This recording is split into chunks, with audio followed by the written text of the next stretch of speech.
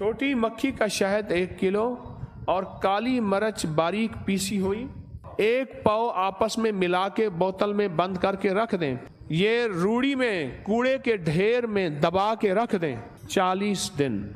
1 चम्मच सुबह शाम दमे का मुकम्मल इलाज, पुरानी खांसी, रेशे बलगम का मुकम्मल इलाज, केरे पुराने नज़ले का मुकम्मल इलाज है।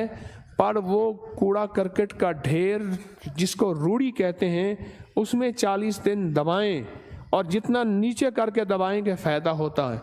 ये हमारी तिब की पुरानी किताबों में ये अमल है, रूड़ी के नीचे दबाना। वहाँ जब हीट और आग होती है उसको कुश्ता बना देती है। और लोगों को अपनी YouTube चैनल हर वक्त सब्सक्राइब कराएं। आप दूसरों के लिए सदका जारिया बनेंगे, अल्लाह पहले आपकी मुसीबत टालेगा।